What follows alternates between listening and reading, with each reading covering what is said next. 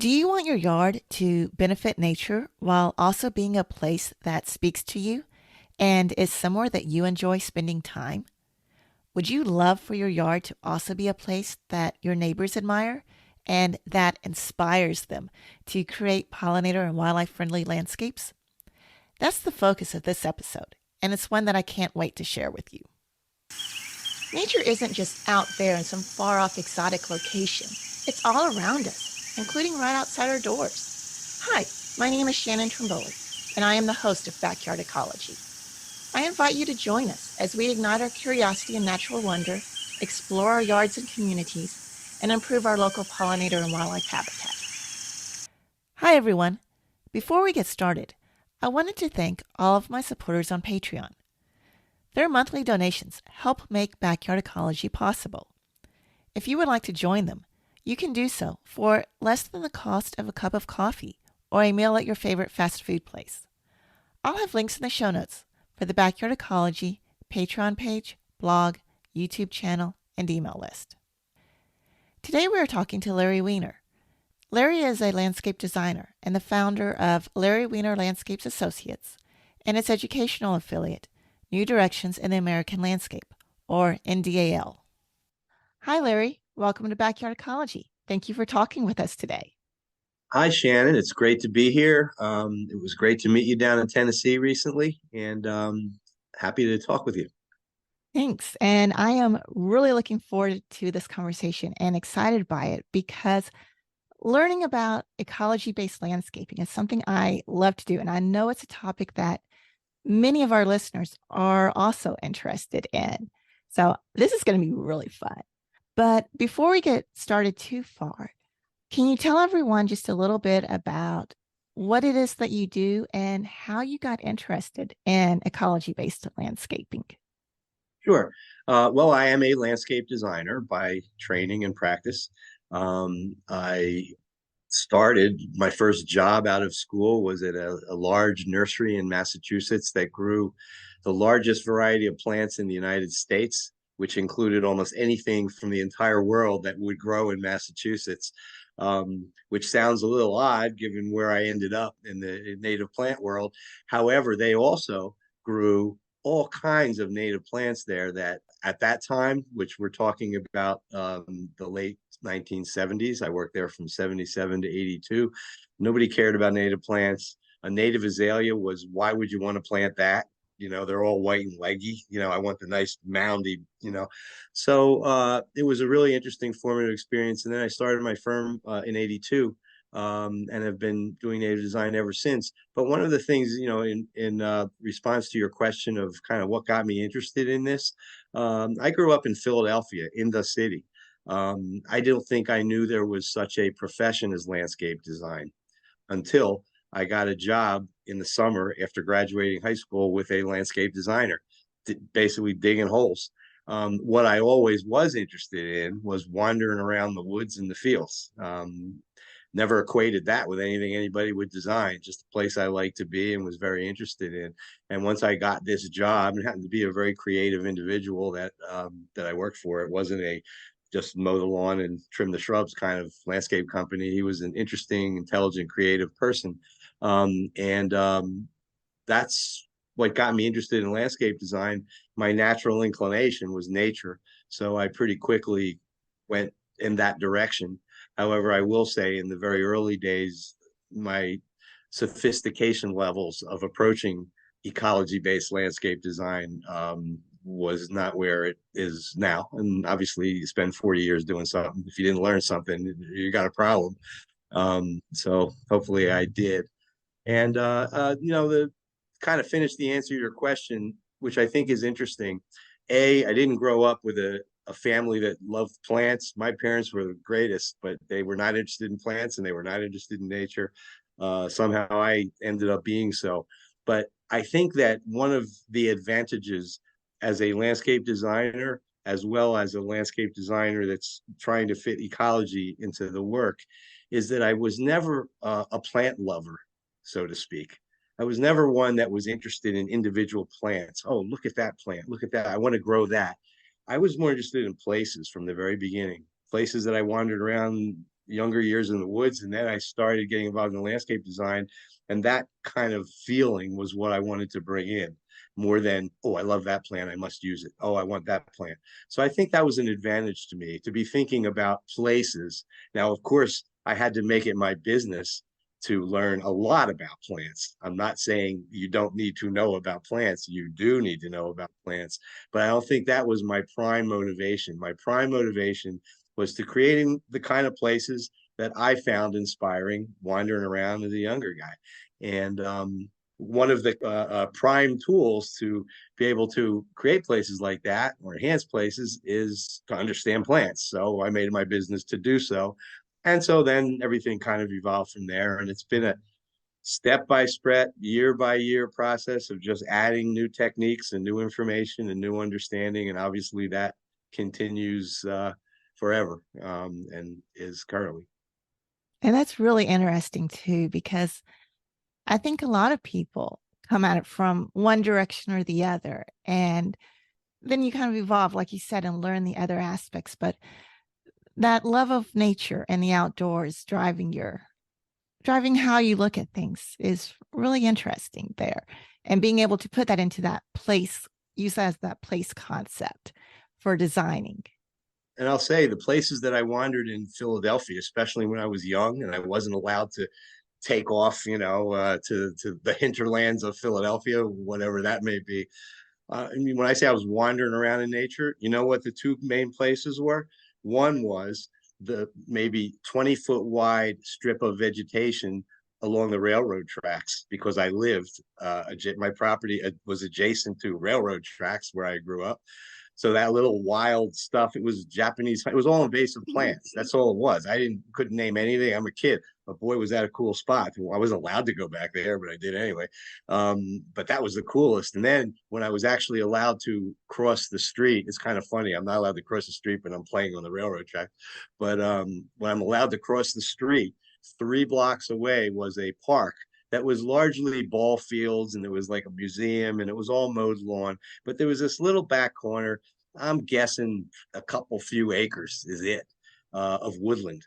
And again, it was now I would look at it and go, oh my God, it's an invasive mess. But then, man, it was, I knew every inch of that. I knew my whole motivation for going there was to find a place within that little fragment of woods that was like hidden and only I knew about. I was like pretending I was the first human ever to stumble on this incredible place and nobody else knows about it. I'm going to go back there and spend time in my own little place.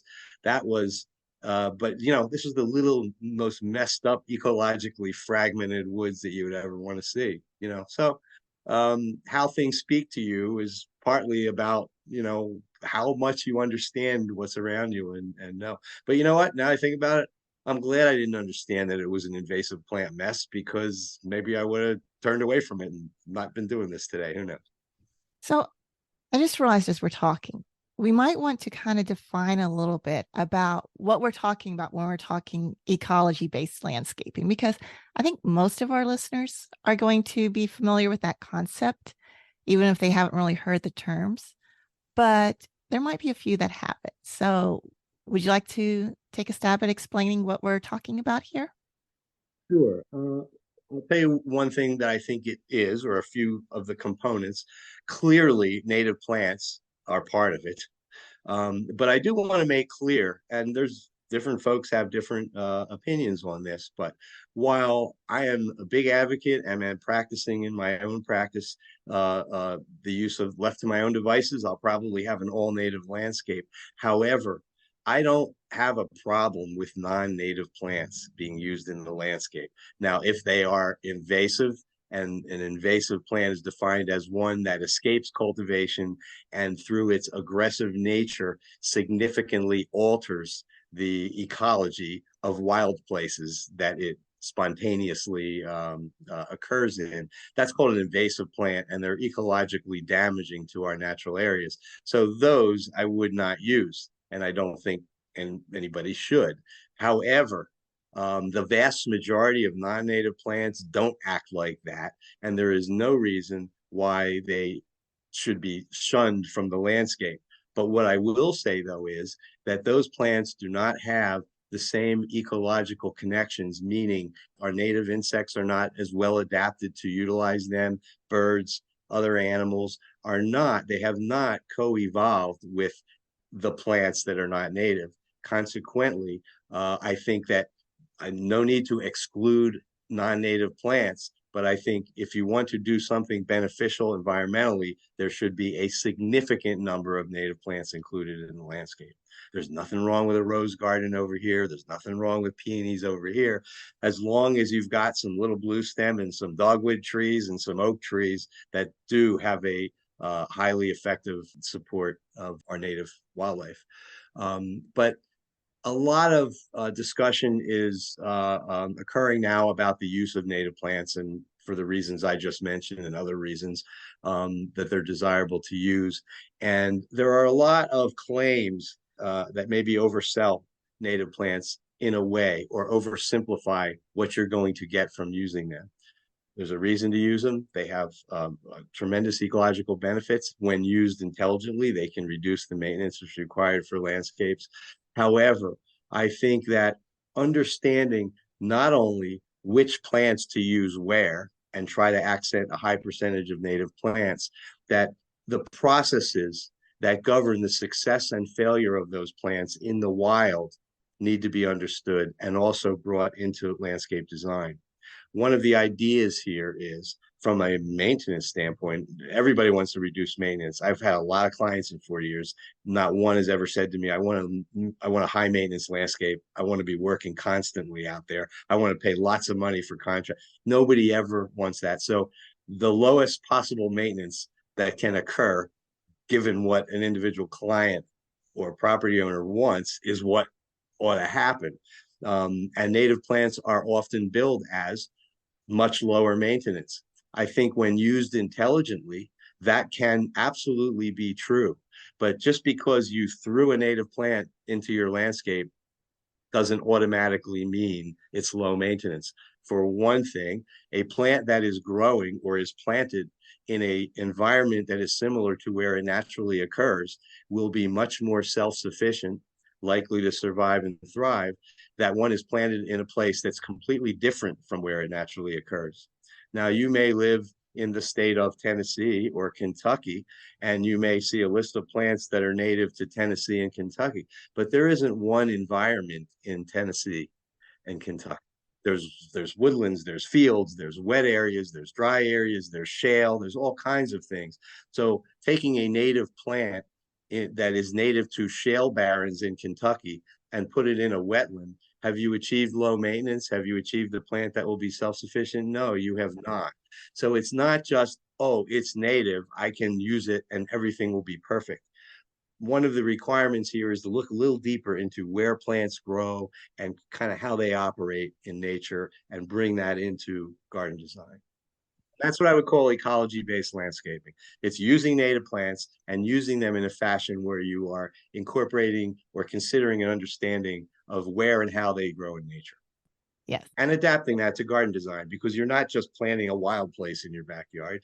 You're also planting, you want wildlife, you want plants that are self-sufficient to lower maintenance. You also want to like the landscape and enjoy being in it. So when I say bringing it in and adapting it, I mean understanding what goes on out there, but making some alterations so that this is a place for you to enjoy. It's not just for wildlife, but it looks like a imposing mess to you. It's got to be speaking to the environment as well as you as in the person that's living there. Yes.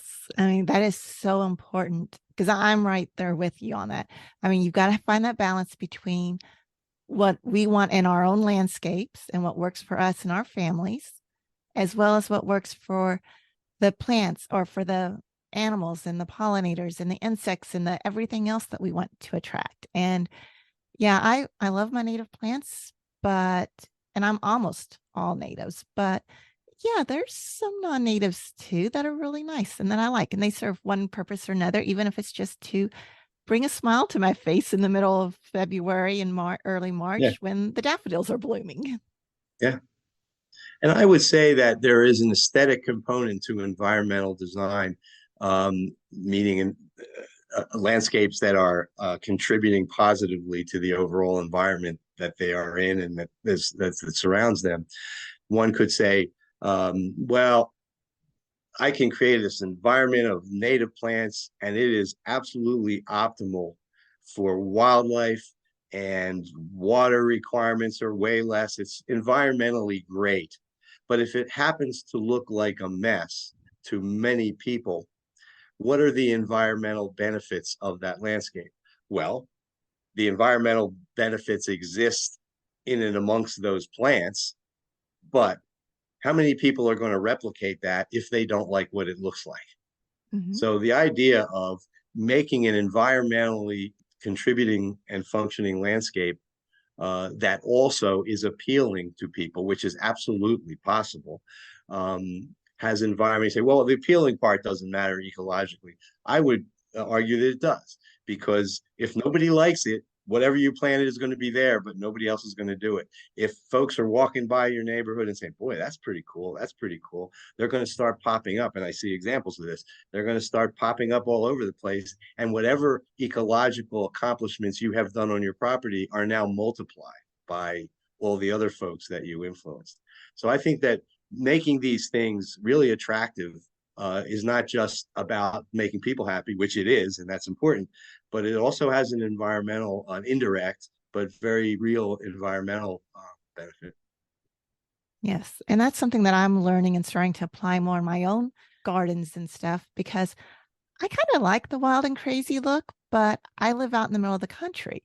That's more acceptable there to some extent, not always. But when you get into town, you can't do that because you've got the community standards and the neighborhood standards and everything that you have to work around. And I'm getting to the point where I almost say that wild and crazy look in the wrong places can actually be detrimental, even if it's all native plants, because it turns people away instead of saying, like you're saying, making it beautiful so that people want to replicate it and do it. And so then you expand more the benefits off of your own little property.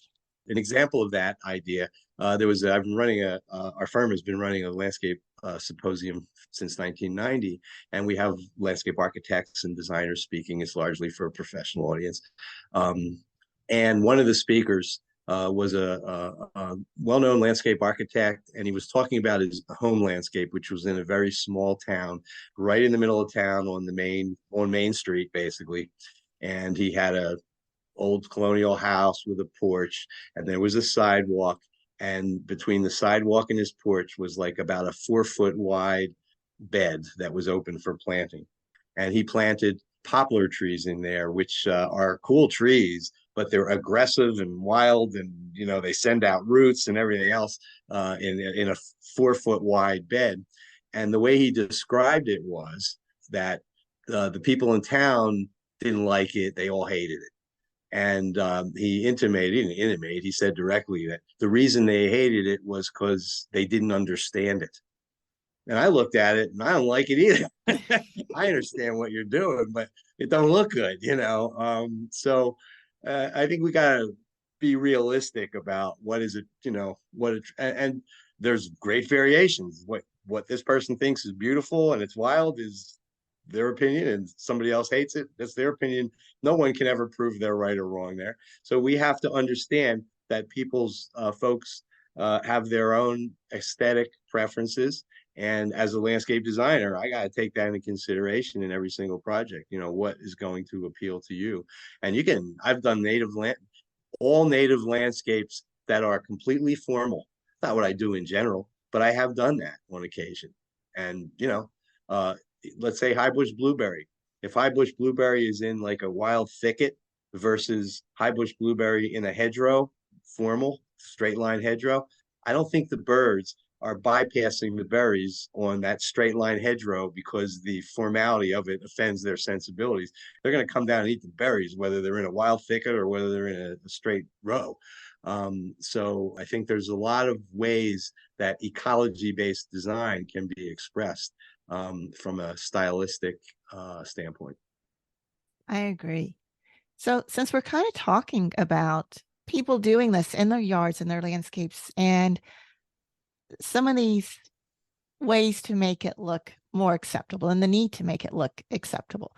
What are some of the things that you would suggest to somebody who is maybe just starting to think about native plants and wanting to make their landscapes more ecologically attractive and friendly? Yeah, and there are some really good techniques. One of the things that makes landscapes that are patterned after native plant assemblages sometimes appear wild to folks is that in a garden, usually every plant or every group of plants has its own place. I got a patch of peonies over here, and then I've got a patch of something else there. If you look at a classic perennial garden design, it's a series of blocks or ovals, and each color is a plant, one plant. Doesn't work that way in nature. In nature, more times than not, and there are exceptions to this, plants are intermingled. If you go out into a meadow or grassland, a native naturally occurring grassland, there's not one plant here, one plant next to it, one plant next to it. They're all growing below each other and on top of each other. So if you are using native plants in the kinds of assemblages that they occur in nature, which is kind of what I was talking about, beyond just, okay, it's native, I'm going to put it in, you're kind of arranging them in the way that they arrange themselves in nature. Things are not as legible as they are to many folks, where you got this plant here. Okay, now we move to this one. Now we move to this one. That intermingled assemblage can be somewhat wild. So I don't want to abandon that in general because that's part and parcel of how plants grow in nature. However, let's say I've got a small front yard and I'm going to keep a little lawn because I need a place for sitting and whatnot, but I'm going to take a lot of it and turn it into a native meadow. Now, a native meadow is absolutely an intermingled composition. So my front lawn is now all these plants kind of growing together. And that can be done very gracefully and beautifully. But if one feels that that's a little too wild and there's not enough definition, inserted into, let's say, 80% of that lawn conversion is intermingled native meadow plants. You may reserve 20% of it to be single species patches that may be along the front, and maybe there be maybe three little plants that are a little taller, but there's only one species and they're gracefully placed, as in a good landscape designer. So all of a sudden, while you have this intermingled matrix that kind of runs through things, there are these periodic patches of simplicity that kind of define the landscape, lead your eye through it, underline the view to the house or the view off into the distance if there is a nice one. So the idea there is to counteract the wild appearance of intermingled complexity with simplicity interjected into it. And if you had to say one piece of advice for making these kinds of landscapes acceptable to folks, legible. Legible is an important word. I kind of see patterns here where it's just a big something of stuff. Those single species gracefully placed drifts can create patterns that are discernible to people, making that landscape legible. And a lot of another strategy that folks often put out, which I agree with, is to define, if you're going to plant a meadow in the front lawn, there can also be a mowed area on the outer edge of it, so it looks intentional and that you just did not grow. And you'll hear that, and it's a good advice from a lot of folks. So those are a couple of examples. Yeah, I like both of those too. And I found that they really, both of them do help a lot with making the landscapes more acceptable to people who may not be as willing or as interested right away. And let's do native plants and let's invite all the wildlife and the pollinators into our yards idea. Yeah. And also, it should be clear that a traditional landscape garden is pretty controlled. You make a plan, you plant all the plants according to the plan, and you weed everything in between. This is not that so much. But it should be made clear to anybody who's wants to move in this direction that yes, you are loosening the reins of management in this kind of landscape approach, but you are not just leaving it alone to go wild. Because as I think most of you probably know, if you just stop mowing your lawn and do nothing ever, it's not going to be a happy occurrence. It once in a while can be, but not likely. So the idea isn't that I'm just letting it go wild. The idea is I'm loosening the reins, but I'm still managing it. And I would say, anyone who says a native garden is no maintenance, the word no maintenance, it can exist. You can just not do maintenance, but it's not going to produce something that most people consider a landscape they want to live in. Yeah. There was always management. The idea is much reduced. You're not mowing the lawn every week. You're not leaving big open spaces between the plants with mulch beds that weeds are invited to come in and weeding them constantly. There's various reasons, specific reasons why these landscapes can reduce the maintenance that's required in a typical landscape. But it's also not no maintenance, let it go. Nobody's going to be happy with the results of that. Yeah. Even if you put the most perfectly matched plants to the specific area that you're planting them in, there is still going to be maintenance there. There's always maintenance. You know what? Years ago, I got called to look at a project. There was a little tiny house in Philadelphia, and they had their front yard was AstroTurf. And the gentleman told me he had just spent $250 to steam clean his AstroTurf. So even AstroTurf is not no maintenance. There's no such thing. That's probably the closest I could think of to no maintenance, but I yeah. guess he could have skipped the steam cleaning and let it be dirty, so maybe it could be no maintenance. I may be a liar on that one. Well, no, I wouldn't want AstroTurf. That's just me, though. No, we don't do a whole lot of AstroTurf. I'll put that out there. Or Yes. ever have we done AstroTurf. And I didn't get the job, by the I wonder why. way. Oh, yeah. And one of the things that I do a lot of times when people are talking to me about getting interested in this idea and wanting to do this is I really do recommend your book, Garden Revolution, quite a bit because I just think that's such a great explanation of an integration of some of the ecology and the principles that you can bring into landscape architecture and or landscape design and how to do that. And it really, when I first read it, because I'm coming from a wildlife biology and ecology background, and I found a lot of things in it that was really helpful to me personally, which is why I recommend it a lot. But yeah, and there were some of the things I was like, okay, yeah, I've kind of already figured this out coming from the ecology background. It's nice to see that, yes, it works coming from the other direction too. I'm actually doing it right. Because there's been many a thing I've done wrong in my gardens. Me too. Yeah, I think everybody does. There's a whole horticultural adage, goes way back. I don't know who said it, that you don't really know a plant till you've killed it at least twice. And I think that's very true. The idea that you learn more from mistakes sometimes than from the things that went just right is Yes. kind of true. And sometimes I have to kill things way more than 2 times before I figure it out. You know what? The adage is at least two times, if I'm going to quote it correctly. So you're absolutely right. But yeah, and then there was lots of things in the book that I was just kind of when I read it, I was like, oh, duh. How did I not put that and that together before? Because like one of the things that I really loved out of it was where you brought into the idea of ecological landscapes are always changing. So why do we expect our gardens to just stay the same? And I was like, well, yeah, that makes a lot of sense because I was still trying to do the traditional. I plant my garden and it's supposed to be the same plants. That's why I planted perennials. And it's supposed to stay that way. And then it was like, oh, no, that's doesn't have to do that. Yeah. And that is one of the key things I was referring to when I said it's not just about picking native plants and putting them in your yard willy-nilly. It's about understanding not only where they grow, but the processes that govern their success and failure in the landscape, and their role in what I would call ecological process. And a really good example of that is a meadow, planting a wildflower meadow.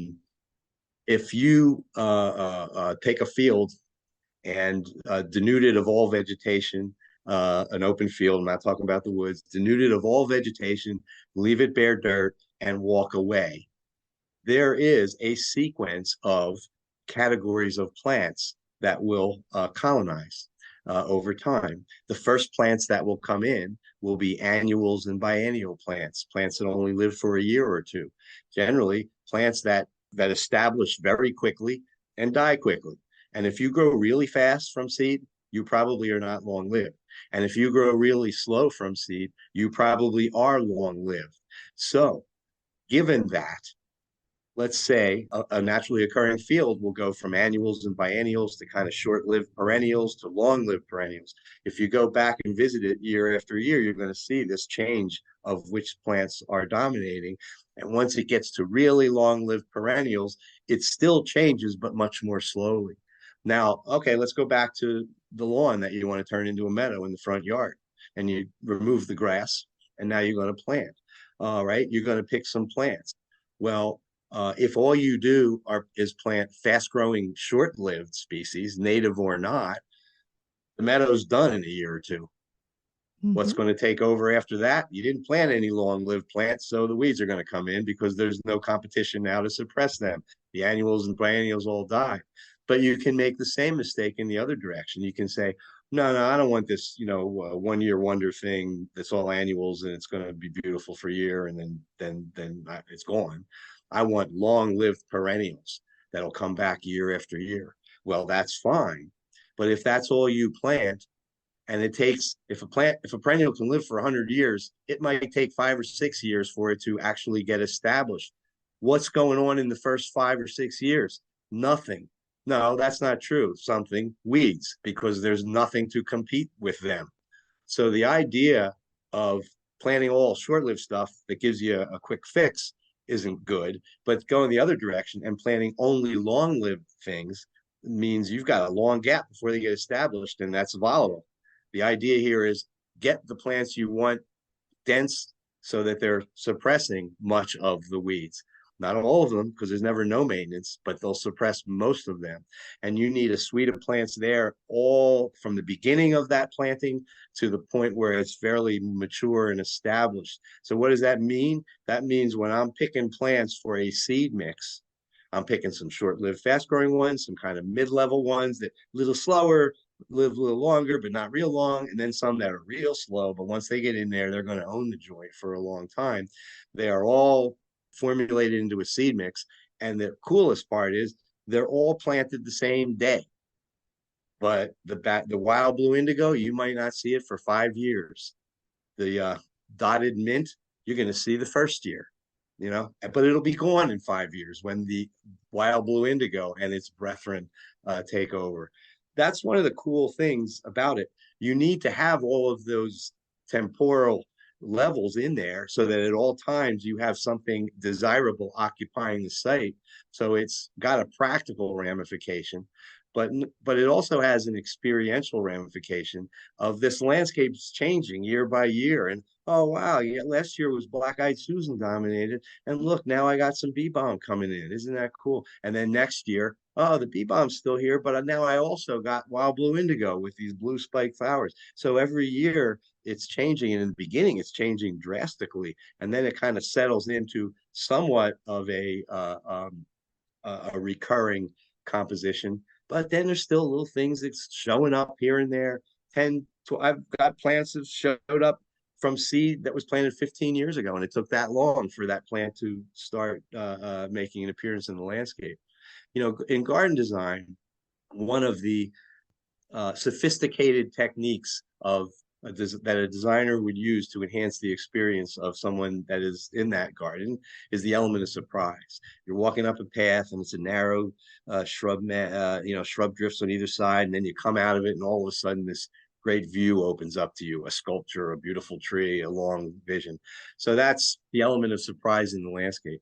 But if you put that landscape in, whether you commissioned some professional to do it or you did it yourself, you live there.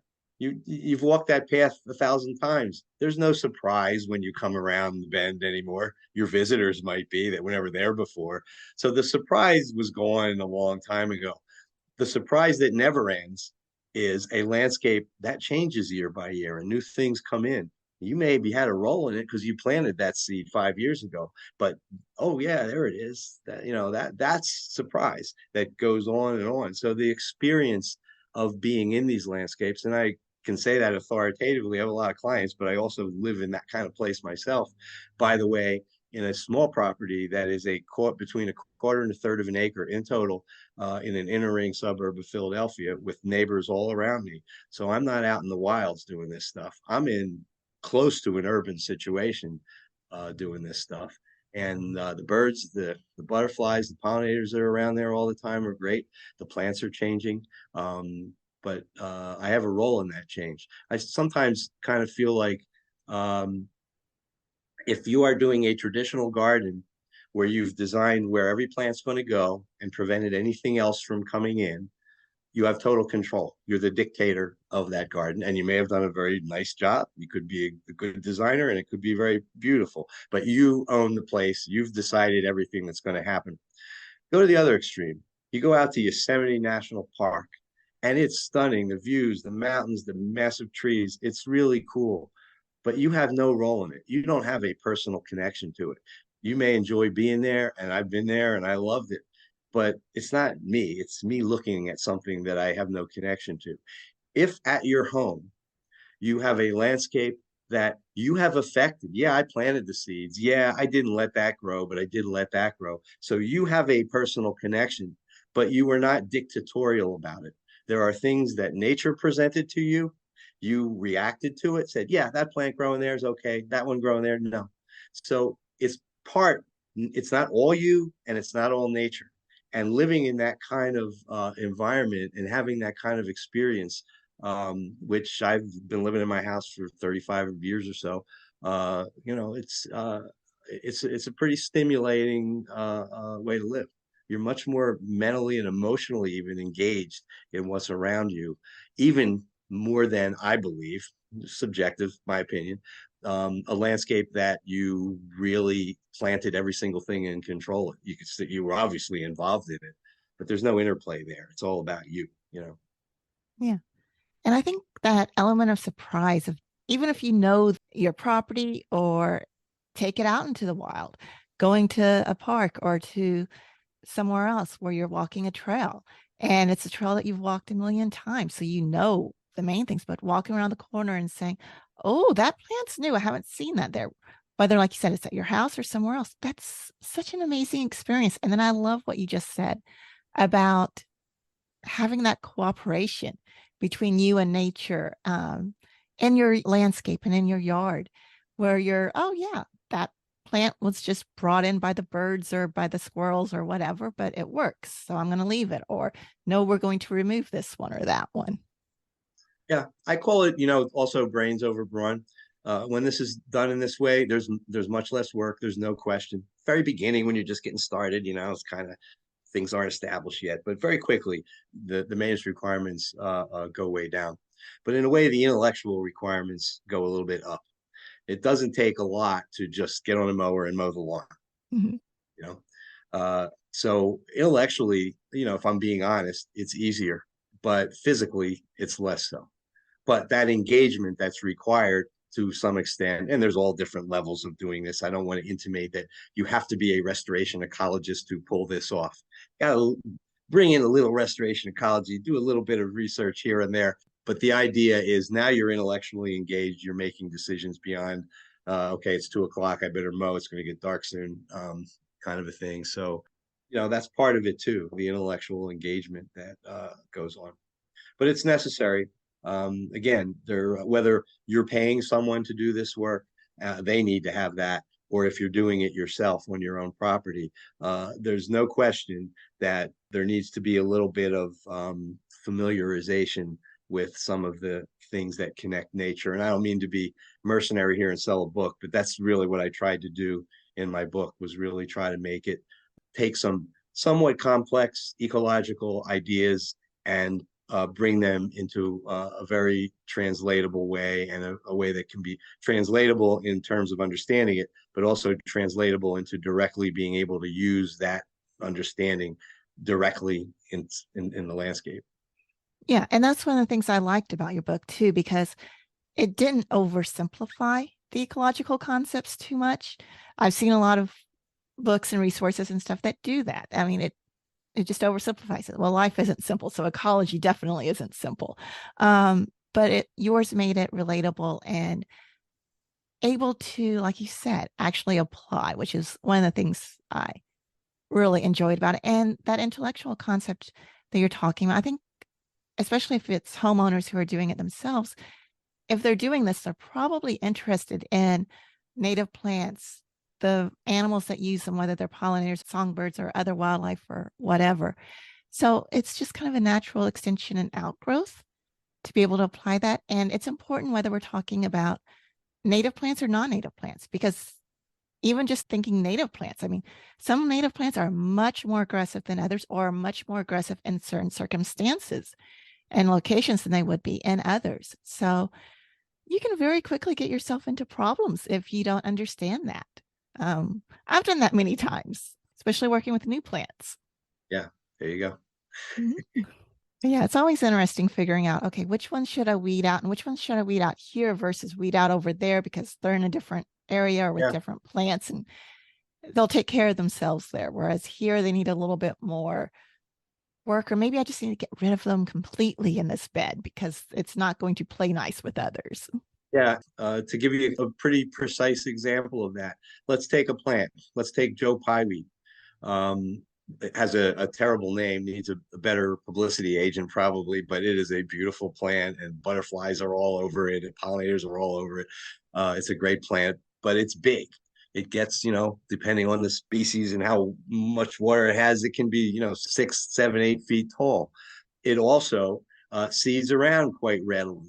So if you plant it in your landscape, other plants will show up here and there, guarantee it. So, all right, a Joe Pye weed shows up that's going to get 6 feet tall right in front of my window that I look out into my backyard. No, I don't want it there. Another one shows up out in the outer perimeter of the backyard. Yeah, that's great. It's far out there. And again, it's not that far. I live in less than a third of an acre, but out in the perimeter there, yeah, it's great there. Another one came up right by the front steps in the front yard, which is a postage stamp, where you will walk up 2 steps and up to my front door. Little tiny bed there that's probably 18 inches wide by 3 feet long, just next to the step. And a Joe Pye weed showed up there. It seems like it would be kind of big for there, but it really looked kind of cool to be flowering. I left it go in the perimeter. I took it out in front of the window. And there I said, you know what? It'll take me 15 seconds. I'm going to let it grow to about, between knee and waist height. And then I'm going to cut it to the ground. And then it's going to come back half as tall or less than it was before, which is an old perennial gardener's technique. Cut a perennial back, it comes back shorter with more stems and more flowers. So I did that there. You say, oh, yeah, that's maintenance. That's work. Yeah, but it's right by my front door. It's a beautiful big pink flower. And all I had to do, literally, take 15, 30 seconds to just cut it to the ground. I'm not running around the whole property doing that and spending a lot of time. But in that one spot, I just felt like, boy, that Joe Pyeweed would look really good there. So there were 3 responses I could have had to Joe Pyeweed: get rid of it, leave it alone, or cut it back and let it come back shorter. That's the kind of engagement that I'm talking about here. That it's a rewarding way to live with your landscape. Yes, exactly. And with the Joe Pye weed, I'm going to guess that at some point in time you walk out your front door with your clippers in your hand anyway. So it wasn't like you were even doing anything extra except for taking the 5 seconds to go clip as you walked by You it. know what? You're absolutely right. When I did it, it was not like, oh, it's Sunday, I was going to cut back the Joe Pye weed. No, it was when I was either, I don't remember, on my way to the car or on my way out of back to the front door. That's all it was, which is much of my property. And I'm not advocating, I said, I didn't get into this because I loved gardens and plants. I got into it because I like natural areas. That means also I didn't get into this because I love going out and maintaining the garden and weeding and nipping this and doing that. No, I want the garden to be as self-sufficient as it possibly can. And while I'm interacting with it, I'm not looking to spend hours, nor do I spend hours in that garden. But again, it's kind of cool to just, oh yeah, it's about the right height. Just give it a little cut, you know. Yeah. Sometimes I forget I did something, that I did, that would have an immediate reaction. You cut it, and then, a month later, it's back to, half size. Some things I've done that, don't have an effect for a few years. And then when that effect happens, I look at it and go, oh, wow, that's cool. Why'd that happen? And then I remember, oh, you know what? I did this a few years ago and then just forgot about it. And I didn't do it as a plan. I did it when I was out there wandering around and thought, oh, Mhm. so uh, it's now, how does that translate to the profession of garden design, as in someone who owns a home hiring somebody? Then it becomes hiring somebody that kind of has some of this thought process in their head and letting them know that's what you're interested in. And admittedly, there's a lot of people these days, professionals, that are planting native plants for wildlife habitat and just other things that we've talked about. And I'm all for it and great, and I'm happy they're doing that. But that kind of stuff I'm talking about, this kind of subtle manipulations of landscape over time, is not something that's out there available in the commercial trades for hire. And I think one of the things that would really help this, some people do their own work on their own properties and other people hire somebody. Um, it would be really great if there was more companies available that had this kind of approach. And I'm talking about, specifically right now, maintenance, landscape maintenance companies, Mhm. might come to your property once every six, instead of coming to mow the lawn and do the edging and trim the shrubs every week. They might be coming in a few times during the season and doing some of these manipulations, whole different. I really hope and have advocated, and there are a couple of maybe the beginnings of this happening, where a lot of landscape contractors, small time landscape contractors, which I was most of my career, just doing backyard stuff for much of it.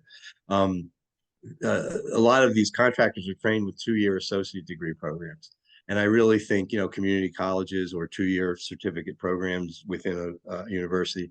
And I think if there were programs oriented towards this kind of landscape contracting work, both planning and management, it would make this whole thing much easier to have a bigger impact in the big landscape world of all these people that are doing stuff. They might be called garden ecology. You can go to school for garden design, you can go to school for landscape contracting. There are certificate programs like that. I think it might be called something like a 2-year certificate in garden ecology. And that's the kind of person that you would hire to come in. You don't need a 50 designer landscape architecture firm to come and help you do this on your small little property. You can't afford them, neither can I, and they probably don't know how to do it anyway. What we need is this kind of people that are focused specifically on this, that are out there doing things in the landscape. Yeah, I think that's a great point too. And it is a hole that is out there because you're right. Not everybody does their own yards and their own maintenance, but that doesn't mean that they don't want the more ecologically based, more ecologically friendly landscape design. But finding the people that can help them maintain it Yeah, is next to impossible. and they exist, but they're few and far between. And the way to find them is to go to your local nature center, uh, and those people know who the practitioners are that do that kind of thing. So I would, look at the nature centers or the Audubon Society, local Audubon Society chapter, or the Wildlife Federation chapter, in your area, and say, who's doing that kind of stuff out here if you're looking to hire someone. And it's going to be, again, very much based on where you're at because, like you said, the people who do it are few and far between. So you may be in the far between there. Yeah. But they do exist. They do Yes. exist. I know a few folks that down your way, Shannon, too. It's not, Mhm. yeah. Yeah. That's always good to know. In fact, Tennessee in particular, I know you're from Kentucky. We met when we met recently, we were in Tennessee, but actually, Tennessee in particular, I haven't spent much time in Kentucky. It may be the case too. I don't know. But Tennessee seems to have kind of this core group, of folks, and some are more in the ecology world, and some are more in the landscape world, but they're talking to each other. It exists there.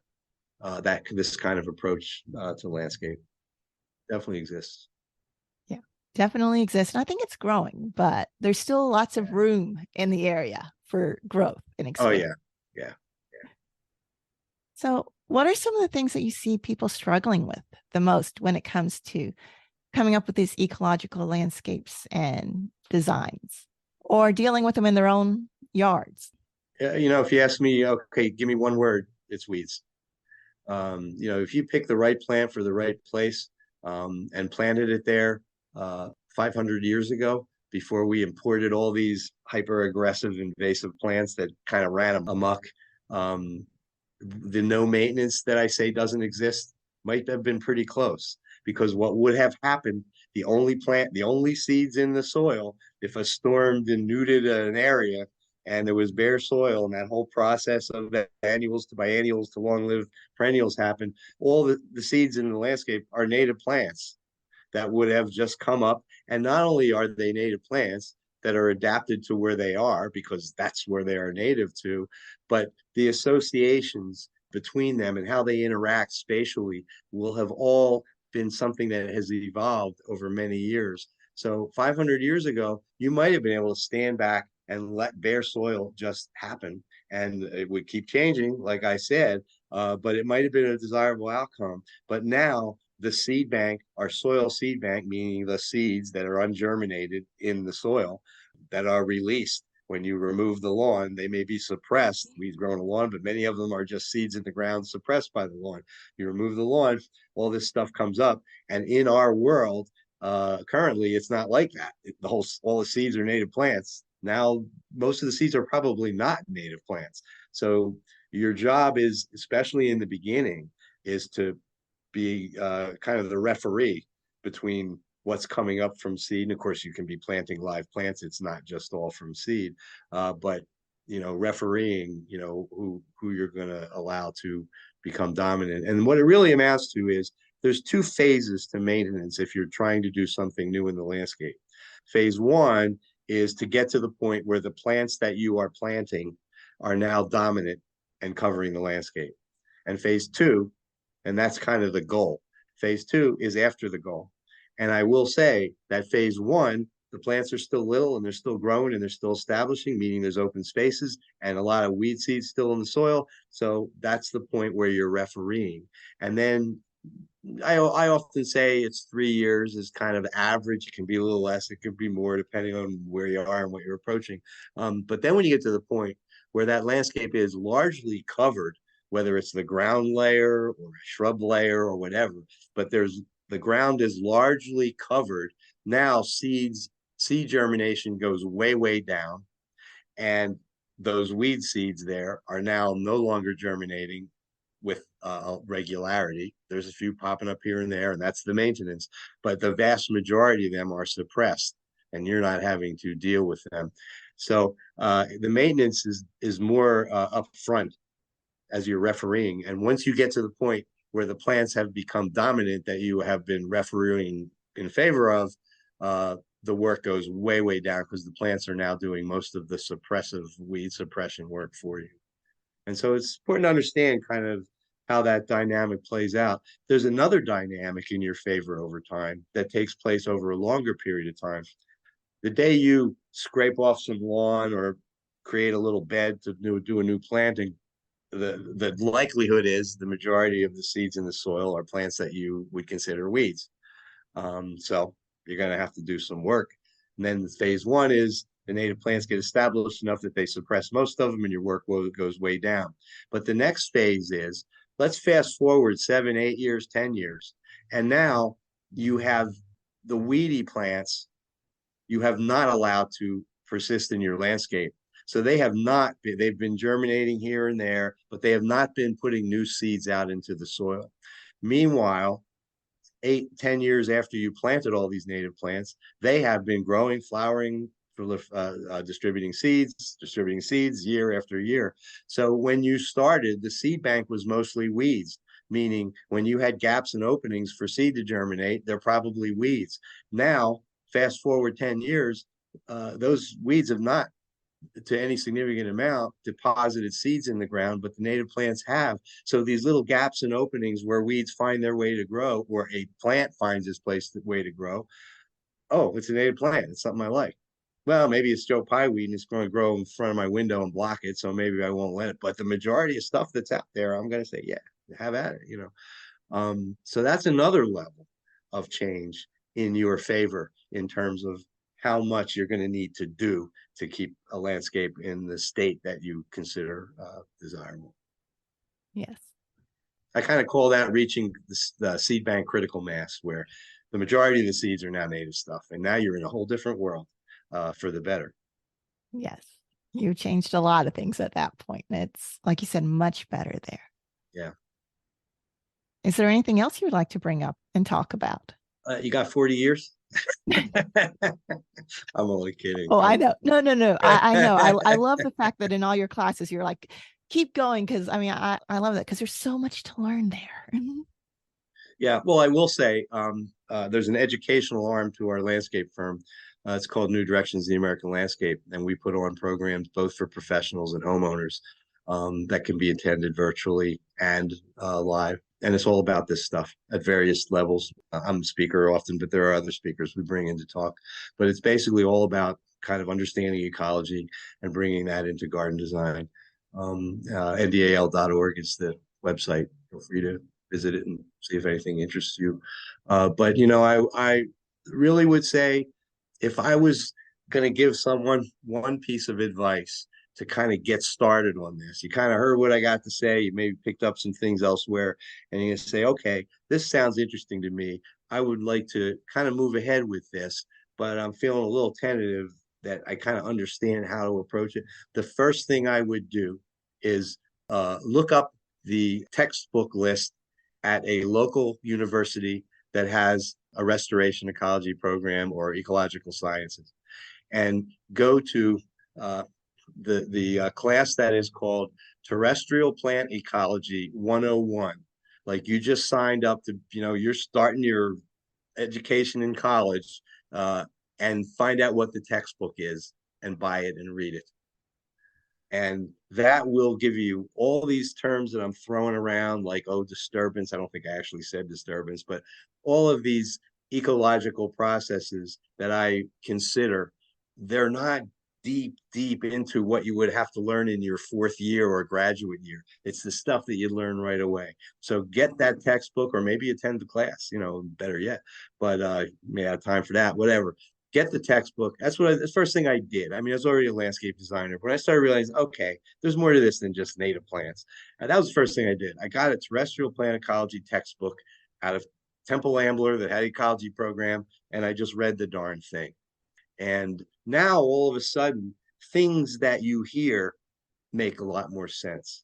You have kind of this basic underlying understanding of some of the real basic things that goes on out there that affects plants. And now all of a sudden, that basic understanding will allow you to multiply your ability to learn and apply that learning exponentially, as opposed to kind of just bringing in bits and pieces, but you don't know how they fit into this kind of underlying ecological process deal that I'm talking about. Yes, that's really good advice. And I do recommend greatly that anybody who's interested in this, go and check out some of the classes and workshops Larry offers because they are really good. I'm taking one now. I've attended another one once before, one of his in-person ones. It's really awesome to be able to listen and watch how he puts all of this together. It's really easy. And then, of course, his book is another really good one resource. And I will have links to his website and all of this information also in the show notes. So I'll make it really easy for people. Just go to the show notes. You can find all the links. Easy is good. Yes, easy is always good, which I think is one reason why I like your work so much is because you do make it easy. And like you said, you're not out there wanting to do work in the garden. It's you want to go out and enjoy it and experience the place. And that's what got you into it. And that's that enjoyment of the ecology and the plants and the animals is what got me into wanting to garden with native plants and do this stuff as well. It's not that I love to garden. It's like I love what the gardens give me. And so I have to do the work to get to there. It's a really good point. Well, thank you for your kind words. I appreciate that.